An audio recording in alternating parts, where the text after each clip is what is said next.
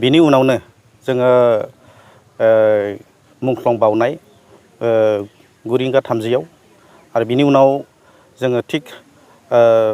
10 बाजिनाय लोगो लोगो 10 रिंगायाव जोङो नैबे जिथु फरायसाफोर बे जाय मानसि माने बांसिन मार्क्स मोननो हादों मेरिटरियास गथ'फोर बिथांमोननो जोङो माने मान बावगोन जोंनि BKWSC नि माखासे EM आरो दैदेनगिरि बिथांमोनहा जोङो बेखौ थिग 10 रिंगायाव जागायगोन आरो बिनि उनावनो जोंनि आरो मोनसे हाबाफारिया जाहैबाय जामुं जानाय बे थिग 12 रिंगायाव जागोन आरो 12 रिंगानि उनाव जोंहा मोनसे बयनिफ्रायबो गोनांथारसिन हाबाफारि गाबोननि जिथु अपेन मिटिं बे अपेन मिटिङा 1 रिंगायाव जागोन बिनि उनावनो जोङो माखासे जोंनि लिंहरजानाय आलासि बिथांमोनखौ बेयाव बिथांमोननि बेसेन गोसा बिबुंथिखौ लाखिहोलांगोन आरो जोङो मा उद्देশ্যआव बे हाबाफारिखौ खुंनाय जादों आरो जोङो माबायदि थांनांगौ बिनिनो गासैबो सायाव जोंहा सावरायनाय मोनसे जागोन। आलासि ओरैनो आलासि हिसाबै जोंनिया दा दङ मा होनो गाहाय आलासि महरै BTR नि स्पिकार खाथिराम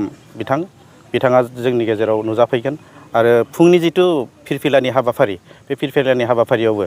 जोंनि बर' थुनलाइ आफादनि नेहाथारि बिथाङाबो जों खोनानो मोन्दों फैनानै दंफैखायो गाबोन बिथाङाबो स्पेसियेल गेस्ट हिसाबै आलासि हिसाबै जोंजों बे फिरफिला बिरहोनायाव थाफागोन आरो बिथांनि जोङो बेसेन भरा बिबुंथिखौ जोङो बे समावनो लाखिहोगोन। जोंनि नैबे हाबाफारियाव गासै मोन 22 जिल्लानिफ्राय जिहेतु बाहागो लागोन जोङो अलमस्ट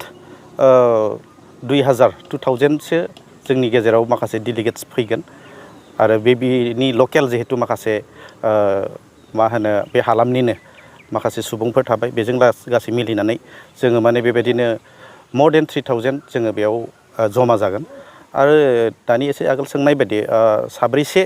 मेरिटरियास गथ'खौ जोङो माने मान बावगोन बेयाव जोङो टटेल दाहालागैसिम 33 जन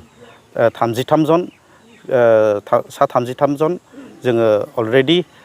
बिथांमोननि थाखाय रेडि खालामनानै दङ बिथांमोनखौ मान बावनो बिथांमोननो एसे एनै